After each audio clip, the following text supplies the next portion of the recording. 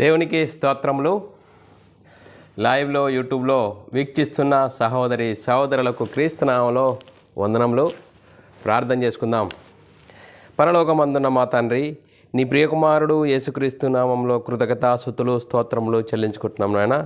ఇంతవరకు సజీవులుగా ఉంచి నీ కృపలో కాపాడుతూ మరి ఉదయకాల సమయంలో నీ సన్నిధిలోనికి వచ్చి నీ ఆత్మతోనూ సత్యంతోనూ ఆరాధించుకోవడానికి ఇచ్చిన గొప్ప ధన్యత భాగ్యమును బట్టి కృతజ్ఞతాస్తుతులు స్తోత్రం చెల్లించుకుంటున్నాం నాయన. సంఘంగాను సమాజంగాను కూడుకున్న మమ్మలను నీ వాక్యంతో మా హృదయాలను తెప్పరిల్ల చేయండి.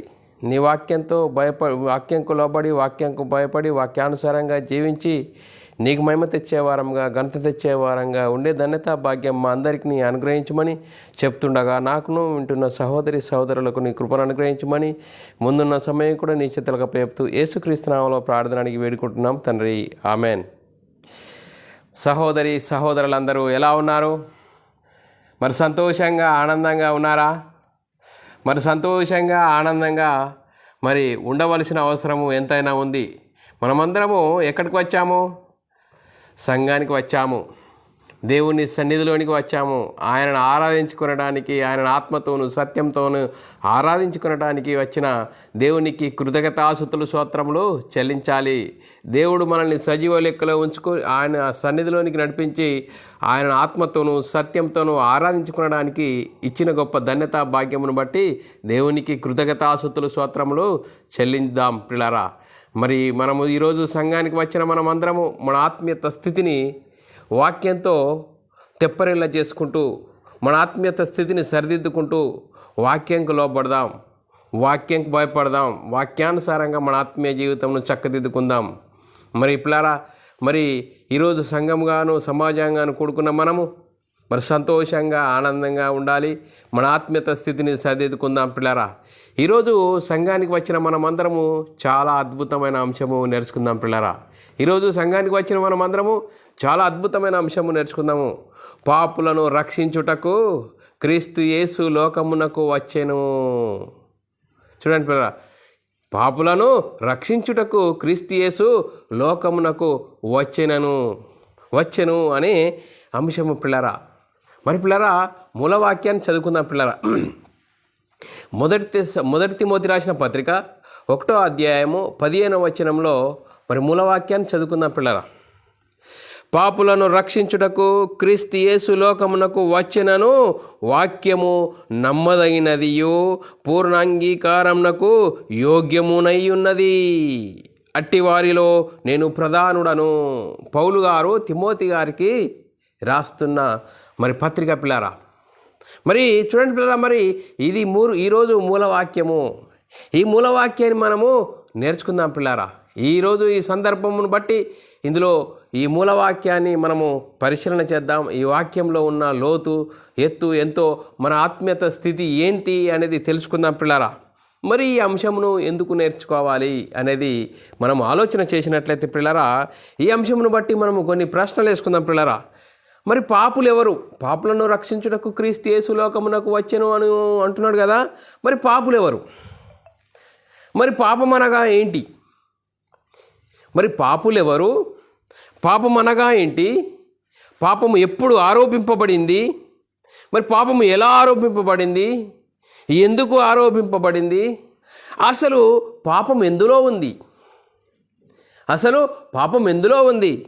మరి పాపము నుండి ఎప్పుడు విముక్తి జరుగుతుంది? ఎలా విముక్తి జరుగుతుంది? పాపము నుండి ఎప్పుడు విముక్తి జరుగుతుంది? పాపం నుండి ఎలా విముక్తి జరుగుతుంది అనే సందర్భాలు మనము లేఖనానుసారంగా తెలుసుకుందాం పిల్లారా. మరి బైబిల్ని అడుగుదాం పిల్లారా. బైబిల్ని అడుగు తెలుసుకుందాం పిల్లారా. బైబిల్ ఏం చెప్తుంది అనేది మనం ఆలోచన చేసినట్లయితే పిల్లారా, ఈరోజు మనము మరి దేవుడైన యెహోవా మరి ఆదామును ఏ విధంగా భూమి మీదకి రంగప్రవేశాన్ని తీసుకొచ్చాడు అనేది మనము ఆలోచన చేసినట్లయితే పిల్లారా, పిల్లారా, మనం ఈ సందర్భాలను చాలా మనసు పెట్టి ఆలోచించినప్పుడు బైబిల్ మూల సిద్ధాంతం మనకు అర్థమవుతుంది. పిల్లారా, బైబిల్ మూల సిద్ధాంతం మనకు అర్థమవుతుంది. మరి దేవుడైన యెహోవా మొదటి మనిషిని ఏ విధంగా భూమి మీదకి రంగప్రవేశం చేశాడు అనేది మనం లేఖనాలను బట్టి మనం పరిశీలన చేసినట్లయితే ఆదికాండము 2వ అధ్యాయం 7వ వచనంలో చాలా స్పష్టంగా వ్రాయబడిన లేఖనం చదువుకుందాం. పిల్లారా, దేవుడైన యెహోవా నేలమంటితో నరుని నిర్మించి, చూడండి పిల్లరా, ఏదైనా పెద్ద కట్టడము నిర్మాణం అనేది జరుగుతుంది. పిల్లరా, చూడండి పిల్లరా, మరి మనిషిని ఏ విధంగా దేవుడు రంగప్రవేశం చేశాట? దేవుడైన యెహోవా నేలమంటితో నరుని నిర్మించి, చూడండి, మట్టి నుండి తీయబడిన ఒక నిర్మాణము. చూడండి, మట్టి బొమ్మతో ఒక నిర్మాణం చేశాడు. చూడండి పిల్లరా, మట్టి బొమ్మతో నిర్మాణం చేసి ఏం చేశాడ? వాని నాసికా రంధ్రములలో జీవవాయువును ఊదగా నరుడు జీవాత్మయను. చూడండి పిల్లరా, దేవునిలో దేవుడై ఉన్న ఆత్మలో నుండి విభాగింపబడిన ఆత్మను దేవుడు ఏం చేశాడట? మట్టి బొమ్మలోనికి ఊదగా, ఇట్లా ఊదగా. చూడండి పిల్లరా, దేవునిలో దేవుడై ఉన్న ఆత్మలో నుండి విభాగింపబడిన కొంచెం ఆత్మ ఎందులోకి వచ్చింది? మట్టి బొమ్మలోనికి వచ్చింది. అప్పుడు నరుడు జీవాత్మయేను. పిల్లరా, మనం ఆలోచన చేయాలి. మనిషి ఇద్దరి పురుషుల కలయిక. ఈ మూలం మనం ఆలోచించాలి. మనిషి ఇద్దరి పురుషుల కలయిక.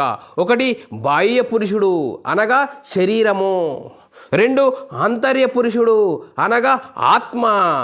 పిల్లరా, మరి బైబిల్ చాలా చక్కగా చెప్తుంది. రెండో కొరింథీయులకు రాసిన పత్రిక 4వ అధ్యాయం 16వ వచనంలో, కావున మేము అధైర్యపడము, మా బాహ్య పురుషుడు కృషించుచున్నను, ఆంతర్య పురుషుడు దినదినము నూతన పరచబడుచున్నాడు. చూడండి పిల్లరా, మరి మనము బైబిల్ చాలా చక్కగా చెప్తుంది.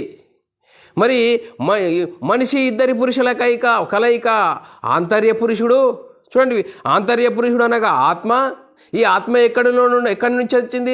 దేవునిలో దేవుడై ఉన్న ఆత్మలో నుండి విభాగింపబడి మట్టి బొమ్మలోనికి వచ్చింది. బాహ్య పురుషుడు అనగా శరీరము. చూడండి పిల్లరా, ఇద్దరి పురుషుల కలయిక మనిషి. చూడండి పిల్లరా, ఇద్దరి పురుషుల కలయిక మనిషి. ఆంతర్య పురుషుడు ఆత్మ, బాహ్య పురుషుడు శరీరము. చూడండి, మరి మనం ఆలోచన చేయాలి. పాపము ఎందులో ఉంది? మూలం మనం ఆలోచన చేయాలి. ఈ మూలమును మనం మనసు పెట్టి మన మైండ్లో ఉంటే బైబిల్ సిద్ధాంతం మనకు అర్థమవుతుంది. బైబిల్ మూల సిద్ధాంతం అర్థమైతే అద్భుతం పిల్లరా. చూడండి పిల్లరా, మనము బైబిల్లోని మూలం తెలుసుకుందాం పిల్లరా. ఈరోజు బైబిల్లోని మూలం తెలుసుకుంటే అద్భుతం పిల్లరా. మరి పాపం ఎందులో ఉంది? శరీరంలో ఉందా? ఆత్మలో ఉందా?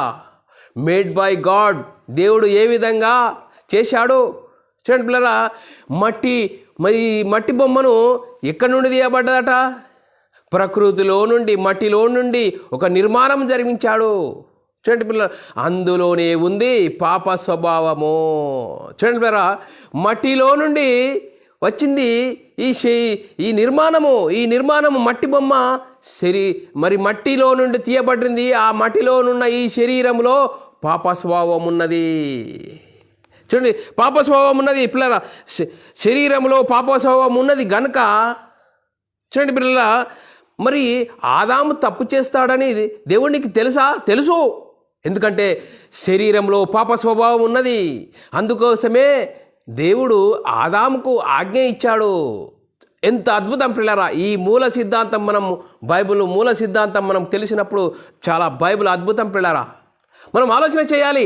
మూల సిద్ధాంతం మనము అర్థం చేసుకుంటే, చూడండి పిల్లరా, మరి శరీరంలోనే పాప స్వభావం ఉంది. మేడ్ బై గాడ్, దేవుడు మట్టి బొమ్మతో ఒక నిర్మాణం చేశాడు. చూడండి పిల్లరా, ఈ మట్టి బొమ్మలో, ఈ శరీరంలో పాప స్వభావం ఉన్నది. అందుకోసమే దేవుడు ఆదాముకు ఆజ్ఞ ఇచ్చాడు. చూడండి పిల్లరా, ఆదాము అంటే మట్టి బొమ్మనా? మట్టి బొమ్మలోనికి ప్రవేశించిన జీవాత్మనే ఆదాము. చూడండి పిల్లరా, ఆదామును ఆత్మకు ధరింపజేసిన శరీరంలో పాప స్వభావం ఉన్నది. ఈ మూల సిద్ధాంతం మనము తెలుసుకొని మన మనసులో ఉంచుకుంటే అద్భుతం పిల్లరా. మనం ఆలోచన చేసినట్లయితే ఆదామును గురించి మనం ఆలోచన చేద్దాము.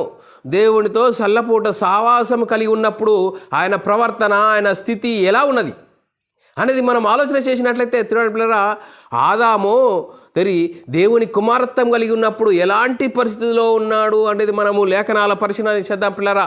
ఆదికాండము 2వ అధ్యాయం 9వ వచనము పిల్లరా మనం ఆలోచన చేసినట్లయితే, మరియు దేవుడైన యెహోవా చూడండి, చూపునకు రమ్యమైనదియు ఆహారమునకు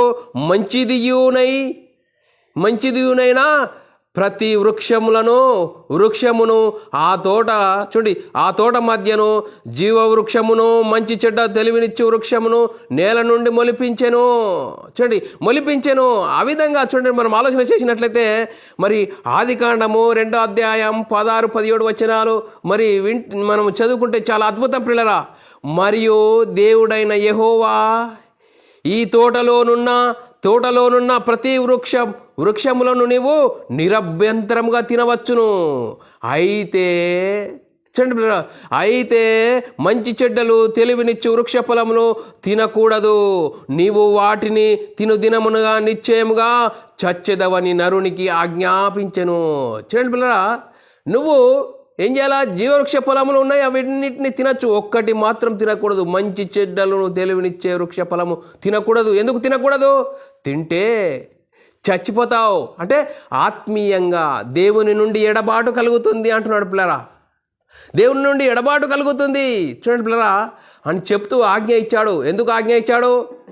మేడ్ బై గాడ్. దేవుడు ఈ శరీరమును మట్టిలో నుండి తీయబడిన నిర్మాణం కనుక, ఈ శరీరంలో పాప స్వభావం ఉన్నది కనుక చూడండి పిల్ల, దేవుడు ఆత్మను గురించి ఆజ్ఞ ఇచ్చాడు. ఆజ్ఞ ఇచ్చి దేవునితో సావాసం కలిగి ఉన్నప్పుడు, దేవునితో ఆదాము సల్లపూట సావాసం కలిగినప్పుడు ఆయన ఆధిపత్యము, ఆయన కుమారత్వం కలిగి ఉన్న గొప్పతనము ఎలాంటిదో మనం ఆలోచన చేద్దాం పిల్లరా. ప్రకృతిలో ఉన్న జీవరాశులన్నిటికీ ఆయనే పేరు పెట్టాడట. చూడండి పిల్లరా, ప్రకృతిలో ఉన్న వాటినన్నిటినీ ఆదాము యొద్దకు తీసుకొని వచ్చాడు దేవుడు. చూడండి పిల్లరా, ఆదాము ఏం చేశాడు? ఏ వేటికైతే ఏ పేరు పెట్టాడో ఆ పేరు ఇంతవరకు కలిగి ఉన్నది పిల్లరా. చూడండి పిల్లరా, ఎంత మరి దేవుని కుమారత్వం కలిగి ఉన్నప్పుడు ఆయన అద్భుతమైన జీవితము, అద్భుతమైన మరి కుమారత్వం కలిగి ఉన్న గొప్పతనం చూద్దాం పిల్లరా. మనం లేఖనానుసారంగా ఆదికాండము 2వ అధ్యాయము 19 నుంచి 23 వచనాల్లో చాలా అద్భుతంగా రాయబడ్డది. దేవుడైన యెహోవా ప్రతి భూజంతువులను, ప్రతి ఆకాశ పక్షిని నేల నుండి నిర్మించి ఆదాము వాటికి ఏ పేరులు పెట్టునో చూచుటకు అతని యొద్దకు వాటిని రప్పించెను. జీవము గల ప్రతి దానికి ఆదాము ఏ పేరు పెట్టెనో ఆ పేరు దానికి కలిగి ఉండెను. చూడండి 20వ వచనము. అప్పుడు ఆదాము సమస్త పశువులను, ఆకాశ పశువులను, సమస్త భూజంతువులను పేర్లు పెట్టెను. అయినను ఆదామునకు సాటి అయిన సహాయము అతనికి లేకపోయెను. అప్పుడు దేవుడైన యెహోవా ఆదామునకు గాఢ నిద్ర కలగజేసి అతడు నిద్రించినప్పుడు అతని ప్రక్కటెంకలో నుండి ఒకదానిని తీసి ఆ చోటు మాంసంతో పూడ్చేయును. తరువాత దేవుడైన యెహోవా తాను ఆదాము నుండి తీసిన ప్రక్కటెంకను స్త్రీనిగా నిర్మించి ఆమెను ఆదాము నొద్దకు తీసుకొని వచ్చెను. అప్పుడు ఆదాము ఇట్లా, నేను నా ఎముకలలో ఒక ఎముక, నా మాంసంలో ఒక మాంసము, ఇది నరుడులో నుండి తీయబడినది గనుక నారి అనబడును. చూడండి బ్రదరా, ఎంత అద్భుతంగా మరి దేవునితో సలపూట సావాసం కలిగి ఉన్న ఆదాము, దేవుని కుమారత్వం కలిగిన ఆదాము ఏ విధంగా ఎంత అద్భుతంగా ఆయన జీవితం ఉన్నది పిల్లరా. ప్రకృతిలో ఉన్న వాటి అన్నిటికీ పేరు పెట్టాడు. మరి నరుడు ఒంటరిగా ఉన్నాడు. ఆ ఒంటరిగా ఉండుట దేవుని సంకల్పానికి సరి అయినది కాదని నరుడులో నుండి ఎముకను తీసి ఆ నారిని తీసుకొచ్చి ఆ నారిని ఆదాము యొద్దకు తీసుకొస్తే ఎంత వాస్తవం చెప్తాడు. నరుడులో నుండి తీయబడిన ఎముక నారి అనబడ్డాడు అన్నాడు. చూడండి నారి అనబడు అని ఎంత గొప్పగా మరి దేవుని కుమారత్వం కలిగి జీవించాడు. మరి ఎప్పుడైతే సాతాను ప్రవేశించాడో, చూడండి పిల్లరా, మరి సాతాను ప్రవేశించాడో చూడండి, అవ్వను ఆవహించి ఇది నిజమా అని అవ్వకు చెప్పినప్పుడు ఆ అవ్వ ఏం చెప్తున్నది? ఈ పండు తినొద్దని చెప్పాడు, ఈ పండు తింటే చస్తామని చెప్పాడు, మీరు చావనే చావరు, మీరు దేవతల వలైతారని అవ్వకు చూడు వాడు మాటను మల్టిపల్ చేశాడు. చూడండి, పల్టీ చేసి ఏం చేశాడు? ఆ పండును అందమైనది గాను రమ్యమైనది గాను అవ్వ చూసినప్పుడు ఆ వాటిలో కొన్ని తిని ఆదాముకిచ్చింది. చూడండి, ఆదాముకిచ్చింది. వారు దేవుడు ఆదాముకైతే ఏ ఆజ్ఞ ఇచ్చాడో ఆజ్ఞను అతిక్రమింపజేశాడు. ఆజ్ఞ అతిక్రమమే పాపము, పాపం వల్ల వచ్చింది మరణము. దేనికి? ఆత్మమరణము. దేవుని నుండి ఎడబాటు కలిగింది. ఆ ఎడబాటు కలిగినప్పుడు సాతాను స్వభావం కలిగిన మరి అవ్వ మరి సాతాను స్వభావం కలిగిన ఆదాము ఏమంటున్నాడు? దేవునికి వ్యతిరేకంగా మాట్లాడుతున్నాడు. చల్లపూట మరి దేవుడు వచ్చాడు, ఆదామా ఎక్కడున్నాటే తోట మధ్యలో నీ స్వరం విన్నప్పుడు భయపడి నేను తోట మరి చెట్ల చాటున దాగున్నాను, నేను తినవద్దన్న పండు తింటివా? చూడండి పిల్లరా, దేవునికి డౌట్ వచ్చేసింది. చూడండి పిల్లరా, లేఖనం చదువుకుందాం పిల్లరా. ఆదికాండము 3వ అధ్యాయము 8 నుంచి 12 వచనాలు చదువుకుందాం పిల్లరా. చల్లపూట ఆదాము అతని భార్యతో తోటలో సంచరించుచు దేవుడైన యెహోవా స్వరము విని దేవుడైన యెహోవా ఎదుటికి రాకుండా తోట చెట్ల మధ్యను దాగుకొనగా దేవుడైన యెహోవా ఆదామును పిలిచి నీవు ఎక్కడున్నావు అనెను. అందుకతడు నేను తోటలో నీ స్వరము విన్నప్పుడు దిగంబరినిగా నుంటిని గనుక భయపడి దాగుకొంటిని. అందుకాయన నీవు దిగంబరివని నీకు తెలిపిన వాడెవడు? నీవు తినవద్దని నేను నీకు ఆజ్ఞాపించిన వృక్ష ఫలములను తింటివా అని అడిగాను. చూడండి పిల్లరా, తింటివా అని అడిగితే ఆదాము తిన్నాను, ఆజ్ఞ మీరిపోయాను అన్నాడా? ఉల్టా మాట్లాడుతున్నాడు. నువ్వు నాకు అడగకముందే నువ్వు ఒక స్త్రీనిచ్చావే, ఆ స్త్రీ తీసుకొచ్చి ఇచ్చింది అంటున్నాడు. చూడండి పిల్లరా, ఎంత వ్యతిరేకంగా మాట్లాడుతున్నాడు దేవునికి ఆదాము. చూడండి పిల్లరా, 12వ వచనము. అందుకు ఆదాము నాతో నుండుటకు నీవు నాకిచ్చిన ఈ స్త్రీయే ఆ వృక్ష ఫలములు కొన్ని నాకియ్యగా నేను తింటిని అన్నాడు. చూడండి పిల్లరా, ఎంత వ్యతిరేకంగా. ఆజ్ఞ అతిక్రమమే పాపము. ఆజ్ఞ అతిక్రమించి లోబడ్డా, వ్యతిరేకంగా మాట్లాడాడు. చూడు, సాతాను స్వభావం ధరించుకున్నప్పుడు ఎంత వ్యతిరేకంగా మాట్లాడుతున్నాడు.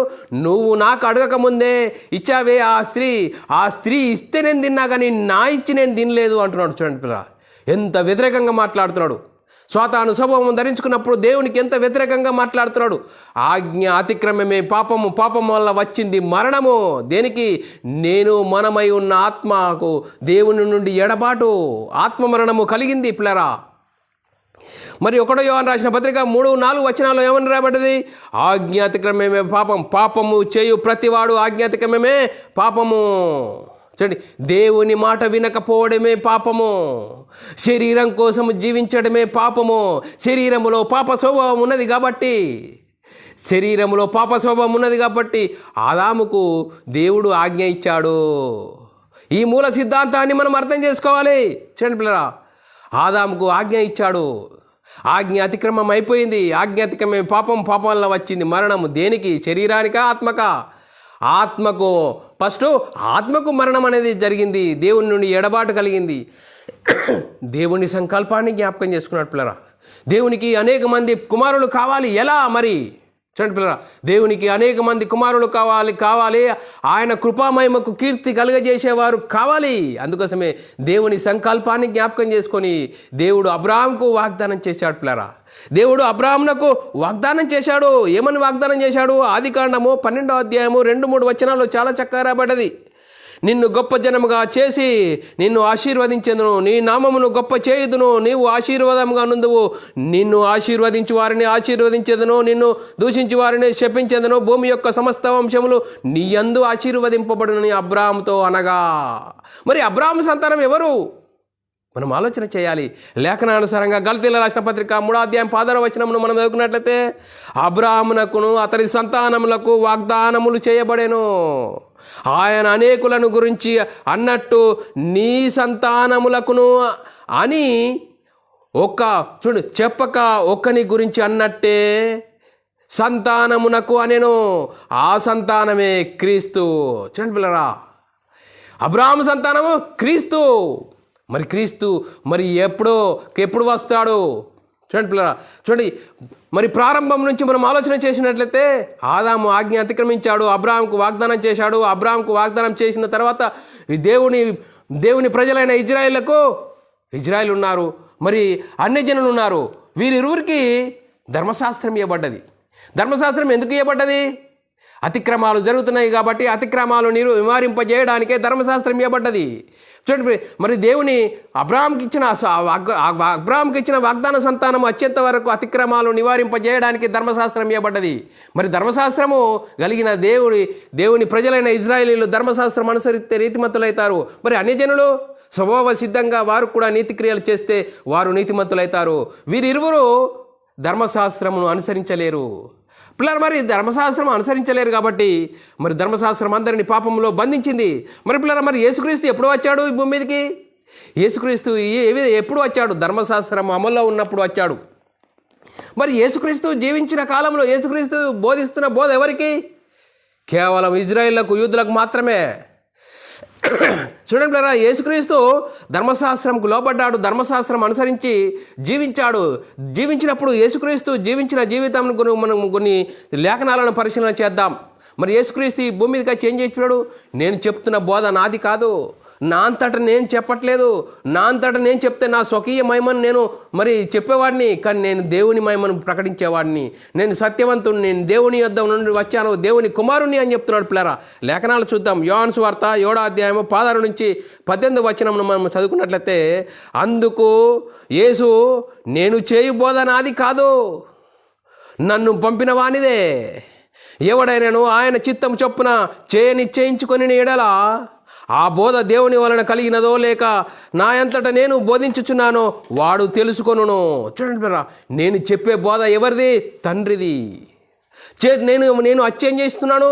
కనిపించని దేవుని గుణలక్షణాలు, కనిపించని దేవుని హావభావాలు, లక్షణాలు, స్వభావాన్ని తెలియజేస్తున్నాను అంటున్నాడు. చూడండి బ్రదర్, చెప్తూ పిల్లరా 18వ వచనము, తనంతట తానే బోధించువాడు స్వకీయ మహిమను వెతుకును, గాని తన్ను పంపిన వాని మహిమను వెతుకువాడు సత్యవంతుడు, ఆయన యందు ఏ దుర్నీతి లేదో. చూడండి బ్రదర్, నా సొంత గురించి కాదు నేను చెప్పేది, దేవుని యొద్ద నుండి వచ్చాను. దేవుని గుణలక్షణాలు, దేవుడు ఏ విధంగా ఉంటాడు, దేవుని హావభావాలన్నింటినీ మీకు తెలియజేస్తున్నాను. నేను సత్యమే చెప్తున్నాను అంటున్నాడు. చూడండి బ్రదర్, సత్యవంతుడు. అందుకోసమే యేసుక్రీస్తు బోధిస్తున్నప్పుడు యూదులు, శాస్త్రులు, పరిచయులు యేసుక్రీస్తును భూతద్దంలో పెట్టి చూశారు. ఎప్పుడు తప్పు దొరుకుతుందా, ఇది తప్పు అనే వాదించారే కానీ అలా మైండ్లో ఉన్నది యేసుక్రీస్తును ఒక మనిషిగానే చూశారు. దేవుని కుమారుడు, దేవుని గుణలక్షణాలు ప్రకటిస్తాడు, దేవుని హావభావాలను, దేవుని స్వభావాన్ని తెలియజేయడానికి వచ్చాడని ఆలోచన చేయలేరు. చూడండి మనం ఆలోచన చేసినట్లయితే యేసుక్రీస్తు ఏ విధంగా భూమి మీద జీవించి ఆయన చేస్తున్న బోధ శాస్త్రులకు, పరిచయులకని గమనించాలి. శాస్త్రులు, పరిచయులు యేసుక్రీస్తుని ఎప్పుడూ శోధిస్తూనే ఉన్నారు. శోధిస్తున్నా కూడా లేఖనాలను ఎత్తి, దృష్టాంతములను ఎత్తి చూయించాడు ఇది అని. చూద్దాం పిల్లరా, మరి యేసుక్రీస్తును చంపబెతుకున్నప్పుడు యేసుక్రీస్తు ఏమని చెప్తున్నాడు? యోహాను సువార్త 8వ అధ్యాయం 43 నుంచి 46 వచనాల్లో చాలా చక్కగా రాయబడ్డది. మీరేలా నా మాట గ్రహింపకున్నారు? నేను తండ్రి యొద్ద నుండి వచ్చాను, తండ్రి బోధనే చేస్తున్నాను, కానీ మీరు ఎందుకు నా మాట గ్రహింపకున్నారు? మీరు నా బోధ విననేరకుండటం వలనే కదా. మీరు మీ తండ్రి యగు అపవాది సంబంధులు, మీ తండ్రి దురాశలను నెరవేర్చగోరుచున్నారు. ఆది నుండి వాడు నరాంతో కూడా ఉన్నాడు, సత్యమందు నిలిచిన వాడు కాడు. చూడండి, వాని యందు సత్యమే లేదు. వాడు మాటలాడినప్పుడు అబద్ధమాడినప్పుడు తన స్వభావం అనుసరించే మాటలాడును. చూడండి బ్రదరా, మాటలాడును వాడు అబద్ధికుడును, అబద్ధమునకు జనకుడునై ఉన్నాడు. నేను సత్యమనే చెప్పుచున్నాను గనుక మీరు నన్ను నమ్మరు. చూడండి బ్రదరా, ఈరోజు లేఖనాలను మేము చూపిస్తున్నాము. లేఖనాలకు లోపడండి, మాకు కాదు. లేఖనాలకు ఆత్మ సంబంధమైన సంగతులకు లోపడండి. ఆత్మానుసారంగా జీవించండి. ఆత్మనియమం అనుసరించి జీవిస్తే మనం దేవునికి మహిమ తెచ్చే వారంగా ఉంటాము. స్వకీయ మహిమను కాదు, దేవుని మహిమనే మనం వెతకాలి, దేవుని గురించే మనం ప్రకటించాలి. చూడండి పిల్లలు, యేసుక్రీస్తు వచ్చేసాడు, దేవుని బోధ, దేవుని ఆలోచనలు, దేవుని గుణలక్షణాలను ప్రకటించాడు. పిల్లరా, నేను సత్యమే చెప్తున్నాను కనుక మీరు నన్ను నమ్మరు. నా యందు, చూడండి పిల్లరా, యేసుక్రీస్తు జీవించిన జీవితము నా యందు. చూడండి పిల్లలు, చాలా చక్కగా సవాలు విసిరాడు శాస్త్రులకు, పరిచయులకు. యేసుక్రీస్తు సహచరులు ఏ విధంగా వారు జీవించిన కాలంలో నా యందు పాపం ఉన్నదని మీలో ఎవడు స్థాపించునో అని సవాల్ వేశాడు. చూడండి పిల్లరా, యేసుక్రీస్తు సవాలు అప్పుడు వేశాడు, ఇప్పుడు మనం సవాలు వేయాలా? లేదు పిల్లరా. చూడండి పిల్లరా, ఇప్పుడు ఆత్మనియమంలో ఉన్నాము, ఆత్మనియమంకు లోబడాలి.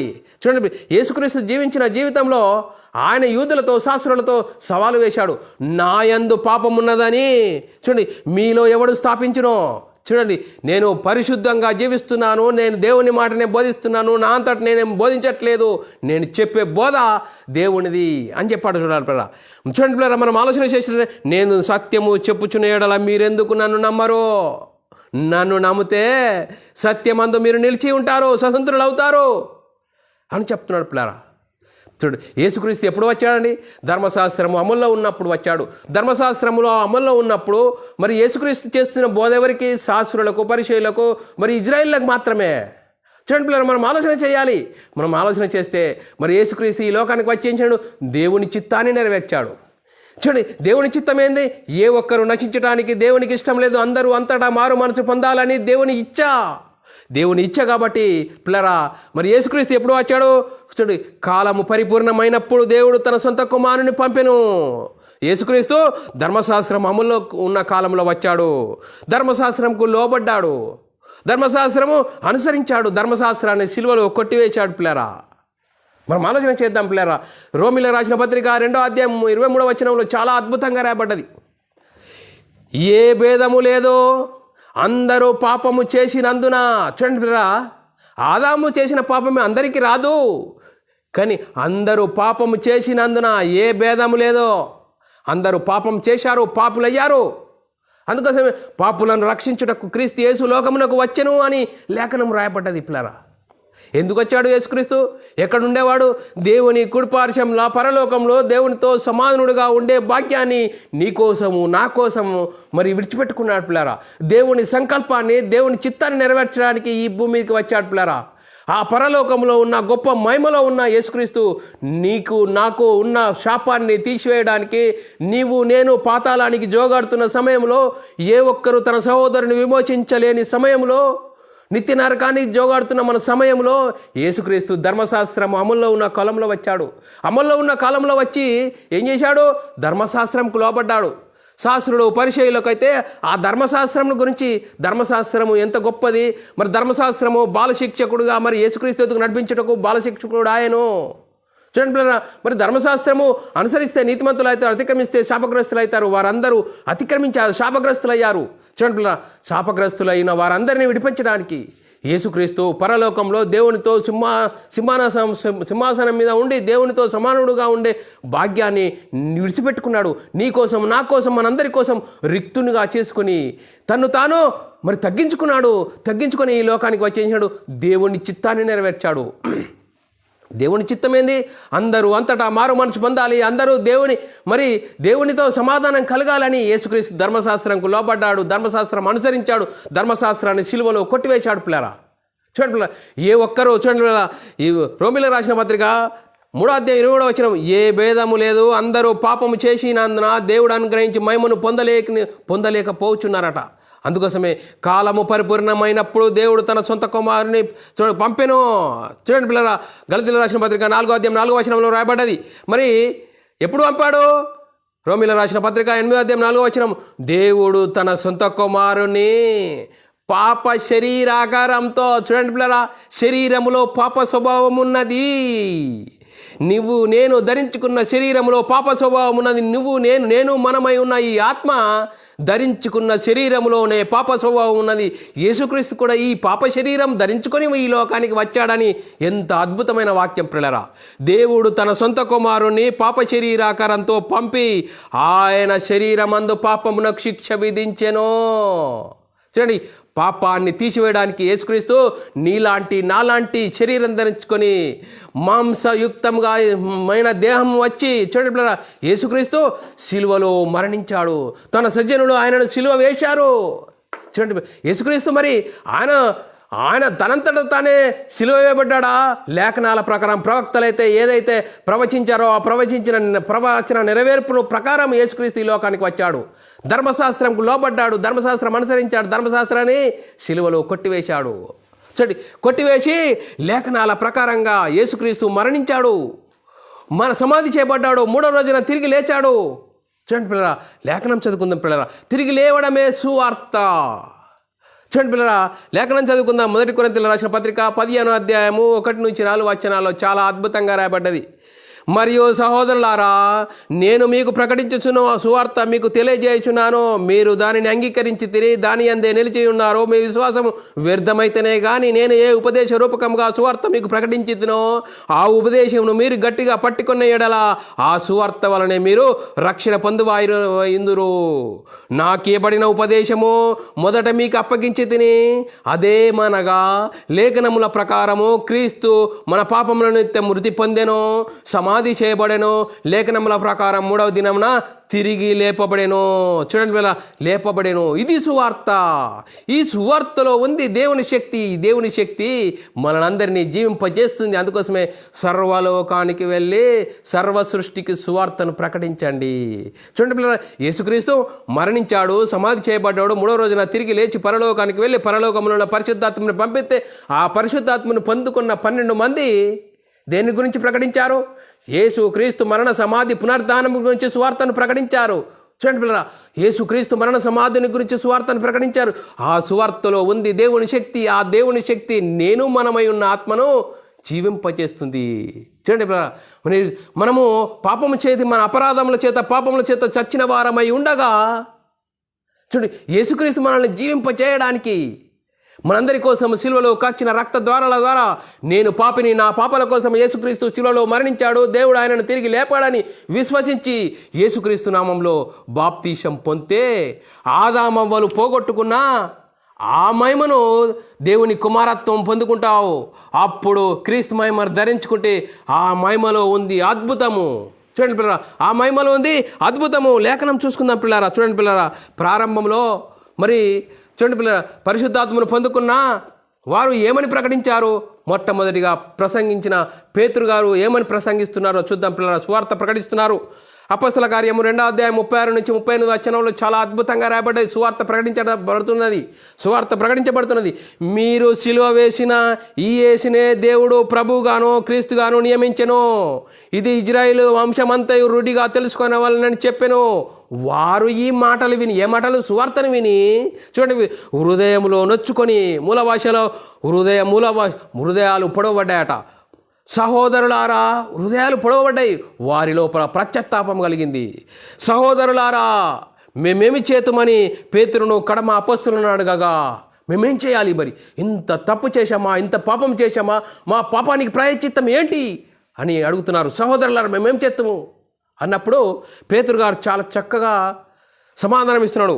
పేతురు, మీరు మారు మనసు పొంది, మీరు మారు రూపాలు కాదు, కొత్త బట్టలు వేసుకొని తెల్ల బట్టలు వేసుకొని కాదు, మారు మనసు పొంది చూడండి పాప క్షమాపణ నిమిత్తము చూడండి మనం అపరాధముల చేత పాపముల చేత చచ్చిన వారమై ఉన్నప్పుడు మనల్ని క్రీస్తు ఎందుకు జీవింపజేయడానికి, దేవునితో సమాధానం కలపడానికి వచ్చాడు.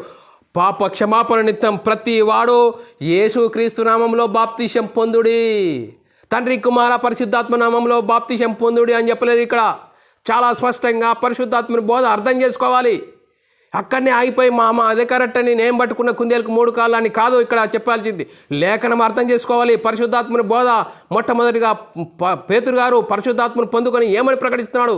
ప్రతి వాడు యేసుక్రీస్తు నామములో బాప్తీసం పొందుడి, అప్పుడు మీరు పరిశుద్ధాత్మను వరము పొందుదురు. అప్పుడు ఏం చేస్తారు? పరిశుద్ధాత్మను వరములు కాదు, వరమేది?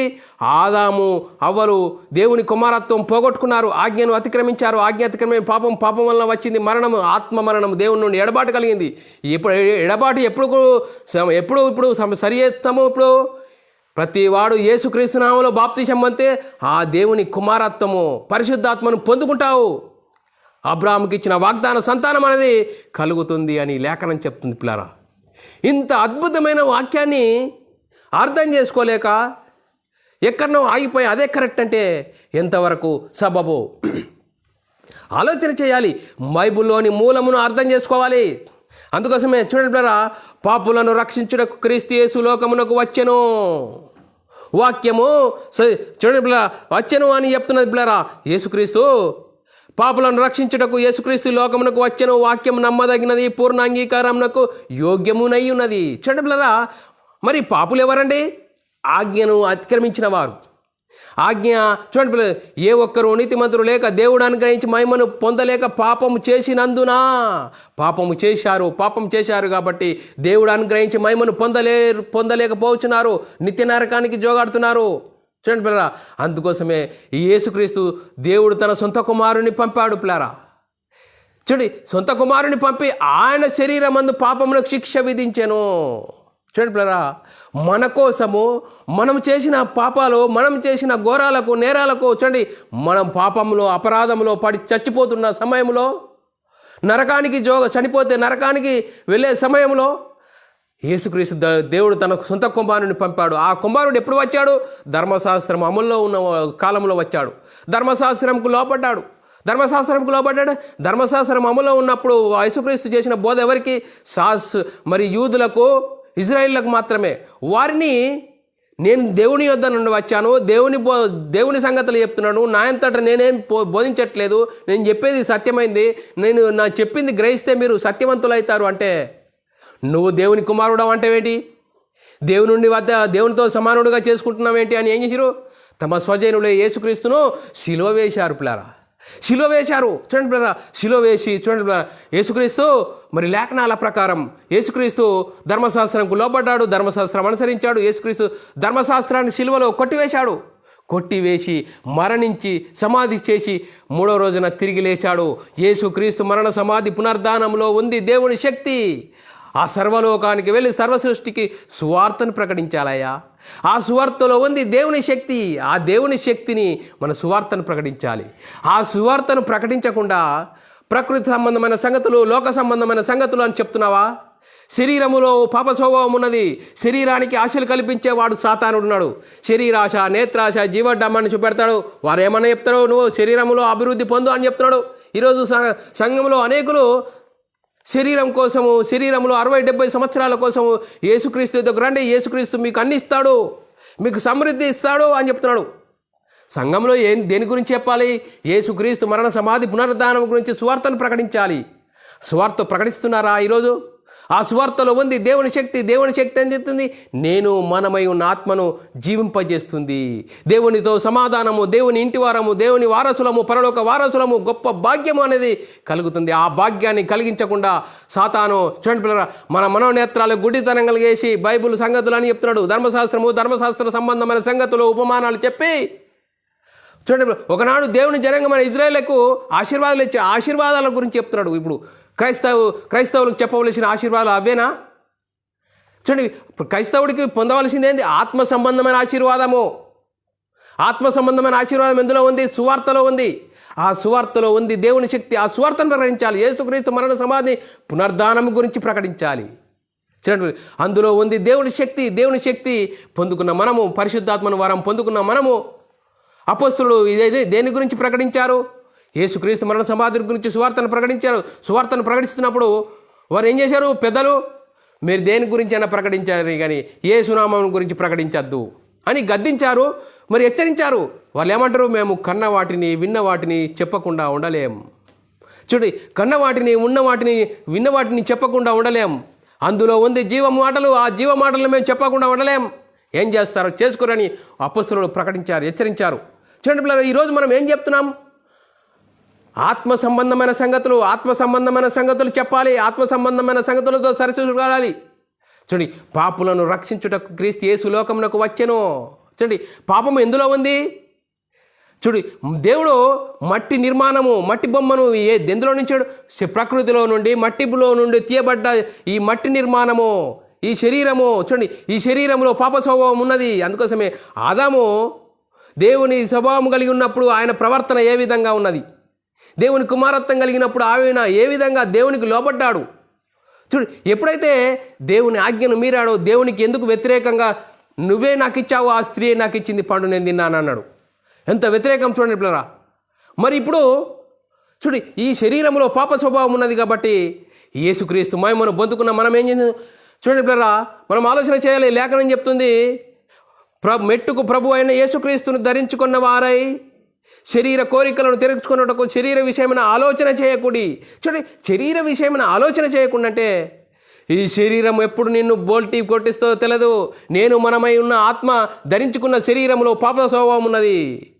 ఆ పాప స్వభావం ఎప్పుడు నిన్ను పల్టీ కొట్టిస్తో తెలియదు. అందుకోసమే నువ్వు క్రైస్తవుని అని చెప్పుకుంటున్నావే, క్రీస్తు మహిమను ధరించుకున్నావు, నువ్వేం చేయాలా? బైబుల్ ఆత్మ సంబంధమైన సంగతులతో సరిచూసుకోవాలి. దినదినము మహిమ నుండి అధిక మహిమకు, ఘనత నుండి అధిక ఘనతకు ఎప్పుడు ఎదుగుతావు? వాక్యం, ఆత్మ సంబంధమైన సంగతులు, ఆత్మ సంబంధమైన బోధ, అపొస్తలులు, ప్రవక్తలు వేసిన పునాదిలో మనం కట్టబడాలి. అలా కట్టబడిన నాడే మన ఆత్మీయత స్థితి అద్భుతంగా, దేవునికి మహిమకరంగా మనం వాడబడతాము. లేదండి, శరీర సంబంధమైన, ప్రకృతి సంబంధమైన వాటిని లోపడుతున్నావా? సాతాను అవే చూపెడుతున్నాడు. నీకేమి లేకుండే నువ్వు క్రీస్తు ఎదుగు వచ్చావు, బిల్డింగ్ కట్టావు, కారు కొన్నావు, మేడలు కట్టినావు, మిదలు కట్టినావు అని చెప్తున్నాడు. నీదే అభివృద్ధి అంటున్నాడు. శరీరం గురించి చెప్తున్నాడు. ఈ శరీరము, ఈ అభివృద్ధి ఎప్పుడు? ఈ 60, 70, 80 సంవత్సరాల కోసమే ఆలోచిస్తున్నావు. నేను మనమై ఉన్న ఈ ఆత్మ అద్భుతం. చూడు, ఈ ఆత్మ దేవునిలో దేవుడై ఉన్న ఆత్మలో నుండి విభాగింపబడిన ఈ ఆత్మను గురించి ఆలోచించవా? ఈ ఆత్మను గురించి ఆలోచించాలని లేఖనం ఈరోజు చెప్తున్నది మనకు. అందుకోసమే యేసుక్రీస్తు ఎందుకు వచ్చాడు? పాపులను రక్షించుటకు క్రీస్తు యేసు లోకమునకు వచ్చెను. అత్యం చేశాడు. యేసుక్రీస్తు మనందరి కోసం శిలువలో మరణించాడు. శిలువలో చివరి రక్త బొట్టు వరకు మనందరి కోసము శిలువలో రక్తం కార్చాడు. ఆ కార్చిన రక్తద్వారాల ద్వారా నేను పాపిని, నా పాపాల కోసం యేసుక్రీస్తు శిలువలో మరణించాడు, దేవుడు ఆయనను తిరిగి లేపాడని విశ్వసించి యేసుక్రీస్తు నామములో బాప్తిసం పొందితే అప్పుడు పరిశుద్ధాత్మను వరము పొందుకుంటావు. ఆ వరము పొందుకున్న మనము, క్రీస్తు మహిమను ధరించుకున్న మనము, అపొస్తలులు ఏ విధంగా దేవుని మహిమలో వాడబడ్డారో ఆ విధంగా మనము వాడబడతాము. అందుకోసమే పౌలు గారు కూడా తిమోతి గారికి రాస్తున్నాడు, పాపులను రక్షించుటకు క్రీస్తు యేసు లోకమునకు వచ్చెను అని చెప్తూ. చూడండి బ్రదరా, 1 తిమోతి రాసిన పత్రిక 1 అధ్యాయం 15వ వచనం, పాపులను రక్షించుటకు క్రీస్తు యేసు లోకమునకు వచ్చెను, వాక్యము నమ్మదగినది. చూడండి, వాక్యము నమ్మదగినది, పూర్ణ అంగీకారమునకు యోగ్యమునై ఉన్నది. చూడండి బ్రదరా, వాక్యము నమ్మదగినది, మనుషులు నమ్మదగిన వారు కాదు. వాక్యము, ఆత్మనేమము. చూడండి, పరిశుద్ధులకు ఒక్కసారి అప్పంపడిన బోధ నిమిత్తం పోరాడాలి. ఆత్మనియమం అనుసరించి జీవించాలి. వాక్యము నమ్మదగినది, పూర్ణాంగీకారమునకు యోగ్యమైన ఉన్నది అని చూడండి అపొస్తలుడైన పౌలు గారు తిమోతి గారు చెప్తున్నాడు. యేసుక్రీస్తు ఎందుకు వచ్చాడు? యేసుక్రీస్తు ఈ లోకంలో ఉన్నవాటి 60, 70 సంవత్సరాల కోసము యేసుక్రీస్తు ఇవన్నిటిని నమ్ముకోవాలని బోధిస్తున్న బోధకులు ఏమని? సాతాను చేత వారు ఆపరేట్ అవుతున్నారు. శరీరాశ, నేత్రాశ, జీవడమ్మాన్ని వాడు చూపెడతాడు. వాడికి సిద్ధపరిచిన నరకానికి వారు వెళ్తున్నారు. వారి మాటలు వింటున్న వారు కూడా సాతాను సిద్ధపరిచిన నరకానికి జారిపోతున్నారు. జాగ్రత్త. లేఖనము, ఆత్మనియమమును అనుసరించి జీవించాలి. అందుకోసమే అపొస్తలుడైన పౌలు గారు తిమోతికి ఏం చెప్తున్నాడు? పాపులను రక్షించుటకు క్రీస్తు యేసు లోకమునకు వచ్చెను, వాక్యము నమ్మదగినది, పూర్ణ అంగీకారమునకు యోగ్యమై ఉన్నది. ఆ యోగ్యమైన వాక్యాన్ని మనం నేర్చుకుందాం పిల్లరా. ఇంతవరకు ఏం నేర్చుకున్నాము? ఆదాము దేవునితో సహవాసం కలిగి ఉన్నప్పుడు ప్రకృతిలో ఉన్న, సృష్టిలో ఉన్న వాటన్నిటికీ పేరు పెట్టాడు. చూడు, ఆదాముకు గడ నిద్ర కలగజేసి ఆదాము ప్రక్కటెముకను తీసి ఆ నారిని తీసి ఆదాముకు దగ్గరికి తీసుకున్నప్పుడు నరుడిలో నుండి తీయబడిన ఎముక నారి అని చెప్పాడు. ఎంత అద్భుతంగా దేవుని స్వభావంలో దేవుని కుమారత్వం కలిగి ఉన్నప్పుడు ఎంతో అద్భుతంగా వాడబడ్డాడు. ఎప్పుడైతే సాతాను స్వభావం ధరించుకున్నాడో చూడు, దేవునికి వ్యతిరేకంగా మాట్లాడుతున్నాడు. చల్లపూట దేవుడు వచ్చి, ఆదామా ఎక్కడున్నావు? నేను తోటలో చూడండి దిగంబరినై ఉన్నాను, నువ్వు నీ స్వరం విన్నప్పుడు నేను భయపడ్డాను. చెట్ల చాటలో దాగున్నాడు, నేను తినవద్దన్న పండు తింటివా? చూడు, నువ్వు దిగంబరి అని చెప్పినవాడు ఎవడు? నేను తినవద్దన్న పండు తింటివా? చూడండి పిల్లరా, చూడండి, తినవద్దన్న పండు తింటివా అంటే ఆదాము ఏమంటున్నాడు? నువ్వు నాకు ఇచ్చిన స్త్రీయే, ఆ స్త్రీ ఇస్తే నేను తిన్నా, కానీ న్యాయంతటి నేను తినలేనంటాడు. నేను తిన్నా, నేను నీ మాటను మీరిపోయాను, ఆజ్ఞను అతిక్రమించానని చెప్తలేడు. చూడండి పిల్లరా, ఎంత వ్యతిరేకంగా మాట్లాడుతున్నాడు. అందుకోసమే ఆత్మానుసారంగా జీవించినప్పుడు ఏ విధంగా దేవుని మాటకు లోబడతాం, ఆత్మనియమంకు లోబడతాం. ఎప్పుడైతే ఆత్మనియమంకు లోబడలేమో సాతాను స్వభావంలోకి వెళ్ళిపోతే ఏమంటాము? శరీర స్వభావం కోసము శరీరం ఏం చేస్తుంది? ఊరుతుంది, ఉర్రుతలు గుపిస్తుంది, తిను, తాగు, సంతోషించు, ఇదే జీవితము అని చెప్తుంది. చూడండి, బైబిల్ నచ్చి పెడతారు, ధర్మశాస్త్ర సంబంధమైన సంగతులు, ఉపమానాలు చెప్పి ఆమెనని ఈరోజు కాలం వెళ్ళబుచ్చుకొని అనేకులు ఎంతో ఈ లోక సంబంధమైన సంపాదనను సంపాదిస్తున్నారు. ఈ లోక సంబంధమైన సంపాదన ఏది? నువ్వు రాంగ్యం తేలేవు, పొంగ్యం కొడవలేవు. చూడండి పిల్లరా, ఆత్మ నియమం అనుసరించి జీవించాలి. అందుకోసమే పౌలు గారు తిమోతికి రాస్తున్నాడు. పిల్లరా, లేఖనం చదువుకొని ముగిద్దాం. పిల్లరా, మొదటి తిమోతి రాసిన పత్రిక 1:15 చదువుకుందాం. పిల్లరా, పాపులను రక్షించుటకు క్రీస్తు యేసు లోకమునకు వచ్చెనను వాక్యము నమ్మదగినది, పూర్ణ అంగీకారమునకు యోగ్యమునై ఉన్నది. ఆ యోగ్యమునైన వాక్యాన్ని, ఆత్మనేమను మనం అనుసరిస్తూ మన ఆత్మీయ స్థితిని సరిదిద్దుకుందాం.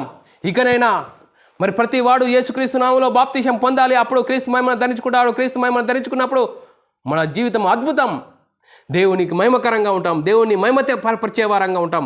అలాంటి పరిస్థితి మనం అందరము అలాంటి పరిస్థితిలో ముందుకు సాగుదాం. లేదండి, మా అయ్యగారు చెప్పారు, అది చెప్పారు, ఇది చెప్పారు, అదే చెప్తామంటే అది మీ ఇష్టం.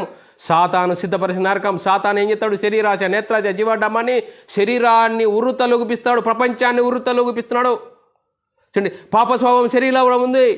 అందుకోసమే పాపాన్ని ప్రేరేపిస్తాడు సాతాను. వాడికి సిద్ధపరిచిన నరకాన్ని జారిపోతావా? ఈ రెండిట్లో మరి ఆత్మానుసారంగా జీవించి దేవుడు ఉండే పరలోకం చేరతావా? లేదు, నా ఇష్టానుసారమైన జీవితం జీవిస్తా అని జీవిస్తే పాతాలను చేరిపోతావా? ఈ రెండిట్లో నిర్ణయం నీదే సహోదరి సహోదరుడా. మరి ఇంతవరకు చెప్పబడిన లేఖనం ప్రతి ఒక్కరి హృదయంలో నీరుగట్టి ఫలింపజేయను గాక. ఆమెన్. అందరికీ వందనములు, దేవునికి స్తోత్రాలు. ప్రార్థన చేసుకుందాం. పిల్లరా, పరలోకమందున మా తండ్రి, నీ ప్రియకుమారుడు యేసుక్రీస్తు నామములో కృతజ్ఞత స్తుతులు స్తోత్రములు చెల్లించుకుంటున్నాం నాయన. ఇంతవరకు సజీవులుగా ఉంచి నీ కృపలో కాపాడుతూ పాపులను రక్షించుటకు క్రీస్తు యేసు ఈ లోకమునకు వచ్చెను అని వాక్యం ద్వారా మమ్మల్ని ఎన్నో విధాలుగా హెచ్చరించిన విధానం స్తోత్రాలు. విన్న వాక్యాన్ని విడిచిపెట్టకుండా విన్న మాటల ప్రకారం ఆత్మీయ జీవితమును కట్టుకొని నీకు మహిమ తెచ్చేవారంగా, ఘనత తెచ్చేవారంగా ఉండే ధన్యతా భాగ్యం అందరికీ అనుగ్రహించినందుకు కృతజ్ఞతా స్తుతులు స్తోత్రం చెల్లించుకుంటూ యేసుక్రీస్తు నామములో ప్రార్థన అడిగి వేడుకుంటున్నాం తండ్రి. ఆమెన్. ప్రిలారా, మరి ఇలాంటి అంశాలు వినాలనుకుంటున్నారా? యూట్యూబ్ ఛానల్లో BW అకాడమీ ఛానల్ సబ్స్క్రైబ్ చేసుకోండి. అలాగే బైబుల్ విజ్డమ్ అకాడమీ బేరన్ అని ఛానల్ సబ్స్క్రైబ్ చేసుకోండి. మీరు వినండి, మన సహోదరులందరికీ షేర్ చేయండి. మీ వ్యక్తిగత ప్రార్థనలో, మా పరిచర్య ప్రార్థనలో జ్ఞాపకం చేసుకోవాల్సినదిగా క్రీస్తు ప్రేమను బట్టి బతిమాలుకొంచున్నాను. అందరికీ వందనములు, దేవునికి స్తోత్రాలు.